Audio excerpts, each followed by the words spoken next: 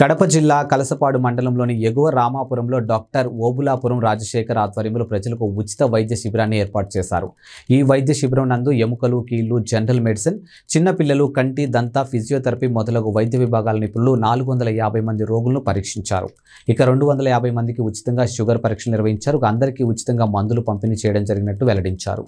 చుట్టుపక్కల 8 మారుమూల గ్రామాల ప్రజలు ఈ వైద్య శిబిరంలో సేవలు పొందారు. ఇందులో 60 మందికి కంటి శుక్ల ఆపరేషన్ కు రిఫర్ చేయడం జరిగింది. ఇక ఎగువ రామాపురం గ్రామ ప్రజలు తమ గ్రామం నందు మొట్టమొదటిసారిగా వైద్య శిబిరాన్ని నిర్వహించడానికి గుర్తించిన డాక్టర్ రాజశేఖర్ ను అభినందించి సత్కరించారు. గ్రామీణ ప్రాంతాల్లో నేను పుట్టి పెరిగిన ప్రాంతంలో వైద్యం అందించాలనే ఉద్దేశంతో ఒక ప్రభుత్వ వైద్యాధికారిగా నిర్వహించాడు. మరి గత 12 సంవత్సరాలుగా కూడా రిజైన్ చేయకముందు మరి మన ప్రాంతాల్లో ఉండే పిహెచ్సి కోడూరు కానీ గోపవరం కానీ అన్ని ప్రాంతాల్లో నేను ప్రభుత్వ వైద్యంగా పనిచేసి నేను 2019 ఎలక్షన్స్లో నిలబడక ముందు రిజైన్ చేసే ముందు 10,000 సూపరింటెండెంట్గా నేను పనిచేస్తూ రిజైన్ చేశాను. ఎందుకు ఈ మాట చెప్తున్నానంటే నేను ఎంతో డబ్బు సంపాదించుకునే అవకాశం ఉన్నప్పటికీ కూడా నేను ఎక్కడ కూడా నగరాల్లో ప్రాక్టీస్ పెట్టకుండా మారుమూల ప్రాంతాల్లో మన ప్రజలకు నేను పుట్టి పెరిగిన ప్రాంతంలో నేను కష్టాలు చూసిన ప్రజలకు సాయం చేయాలనే ఉద్దేశంలో నేను ఇక్కడే డాక్టర్గా పనిచేస్తాను. అప్పుడు నాకు రాజకీయాలంటే కూడా తెలియదు. ఒక డాక్టర్గా, ఒక వైద్యుడిగా, ప్రభుత్వ డాక్టర్గా ఉంటూ కూడా గ్రామీణ ప్రాంతాల్లో చేయాలనే ఉద్దేశంతో నేను వచ్చాను. మరి ఇక్కడ పనిచేస్తూ ఉంటున్న సమయంలో ఈ కాన్స్టిట్యున్సీ బద్వేల్ కాన్స్టిట్యున్సీ రిజర్వేషన్ అయినప్పుడు మరి డాక్టర్గా కాకుండా రాజకీయాల్లో కూడా అంతకంటే ఎక్కువ ఎందుకు సేవ చేయకూడదన్న ఉద్దేశం నాకు వచ్చి నేను 2019లో నేను పోటీ చేయాలనే ఉద్దేశంతో వచ్చినప్పుడు బద్వేల్ టీడీపీ అధిష్టానం పిలుపు మేరకు నేను రాజకీయాల్లోకి రావడం జరిగింది. నా 18 సంవత్సరాల సర్వీస్ కూడా వదులుకొని రావడం జరిగింది. మరి రాజకీయాలంటే మీకు అందరికీ తెలుసు, ఎంతో డబ్బులు కూడా పెట్టాల్సి వస్తుంది, ఎంతో ఆస్తులు పోగొట్టుకోవాల్సి వస్తుంది.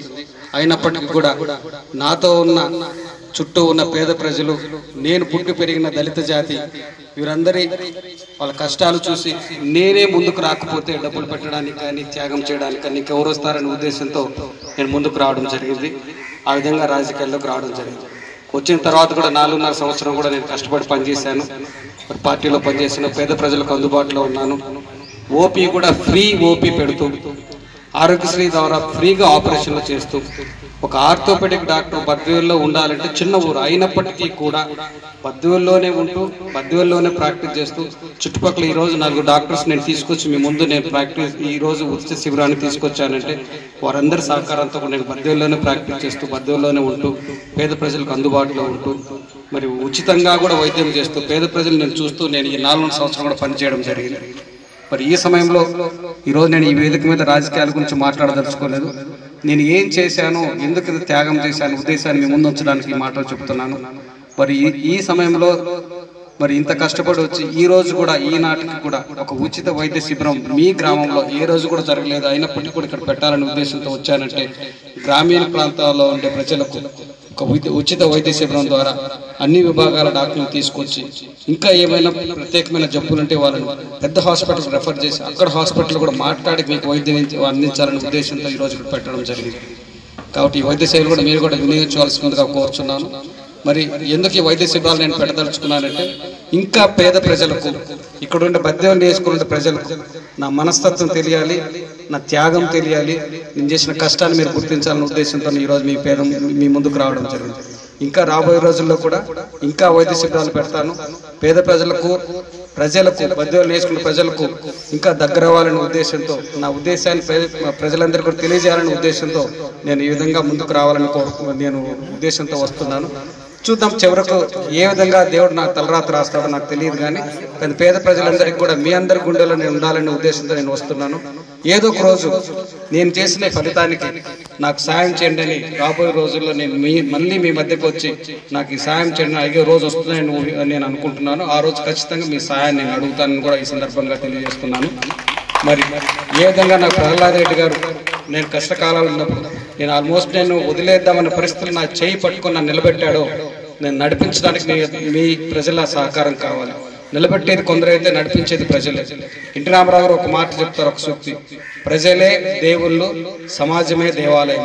మరి ఆ దేవాలయం లాంటి ప్రజల వద్దకు, ఆ దేవుళ్ళ లాంటి ప్రజల వద్దకు, దేవాలయం లాంటి సమాజం వద్దకు వచ్చి నేను ఈరోజు మీ ముందు నిల్చున్నాను. సరే, ఏది ఏమైనప్పటికీ కూడా రాబోయే రోజుల్లో మరి దేవుడు నా తలరాతను ఏ విధంగా ముందుకు తీసుకెళ్తాడు, మరి దేవుళ్ళైన ప్రజలు ఏ విధంగా నన్ను ముందుకు నడిపిస్తారు, కాలమే నిర్ణయిస్తారు. కాబట్టి మరి ప్రహ్లాద్ రెడ్డి లాంటి మరి నాయకులు, మీలాంటి ప్రజలు కూడా నాకు సహకారంగా ఉండాలని కూడా ఈ సందర్భంగా నేను కోరుకుంటున్నాను. మరి ఇలాంటి ఉచిత వైద్య ఇది నేను మొదటి క్యాంపుగా స్టార్ట్ చేశాను. ఆల్రెడీ నేను బద్దెల్లో ప్రాక్టీస్ చేస్తున్నాను కాబట్టి ఎవరైనా ఎప్పుడైనా వచ్చి ఉచిత వైద్యం తీసుకోవచ్చు. ఏది ఒకవేళ కట్లు కట్టడంలో కానీ, ఏదైనా ట్రీట్మెంట్ ఇవ్వడంలో కానీ, ఆపరేషన్లు చేయడంలో కానీ పేద ప్రజలకు అందుబాటులో ఎవరైనా మీరు పంపించవచ్చు. నా శక్తి మేర నేను సాయం చేస్తానని కూడా నేను మాట ఇస్తున్నాను. అలాగే ఎవరైనా మా ఫ్రెండ్స్ ఉన్నా కూడా డాక్టర్స్కు రెఫర్ చేసి కూడా నాకున్న పరిధిలో, ఇప్పుడు ఈరోజు రాజకీయంగా ఎలా ఉంటుందో నాకు తెలియదు, కానీ నాకు తెలిసిన విద్య వైద్య వృత్తి కాబట్టి వైద్య వృత్తిలో మీకు ఏం సాయం చేయాలన్నా కూడా నేను రెడీగా ఉన్నానని కూడా ఈ సందర్భంగా తెలియజేస్తున్నాను. కాబట్టి మీరు ఎవరైనా కూడా ఫోన్ ద్వారా కూడా సంప్రదించవచ్చు. ఇంకా ఎవరైతే రాలేకపోయారో పనుల వల్ల వారికి అందరికీ కూడా చెప్పండి. మీరు బద్దెల్లో మీకు ఏ ఇబ్బంది వచ్చినా కూడా పలానా డాక్టర్కి ఇక్కడ కర్నూలు కానీ, తిరుపతి కానీ, కడప కానీ, నెల్లూరులో కానీ, హైదరాబాద్లో కానీ ఎవరికైనా వైద్య సాయం కావాలంటే ఎవరికైనా మాట్లాడడానికి నేను రెడీగా ఉన్నాను కూడా ఈ సందర్భంగా తెలియజేస్తున్నాను. కాబట్టి మరొకసారి ఈ అవకాశం కూడా వినియోగించుకుంటే రాబోయే రోజుల్లో కూడా ఇంకా వేరే వేరే ప్రాంతాల్లో కూడా ఉచిత వైద్య శిబిరాలు పెడుతున్నప్పుడు కూడా ఇంకా ప్రజలు కూడా ఈ యొక్క అవకాశం వినియోగించవలసిందిగా మరొకసారి నేను అందరికీ కూడా తెలియజేస్తూ, మనకు కూడా సమయం లేదు కాబట్టి ఒక్కసారి నాతో పాటు వచ్చిన మరి డాక్టర్లందరూ కూడా నేను ప్రత్యేక ధన్యవాదాలు తెలియజేస్తున్నాను. ఇది ఒక్కటి నా వల్ల ఏ పని కాదు.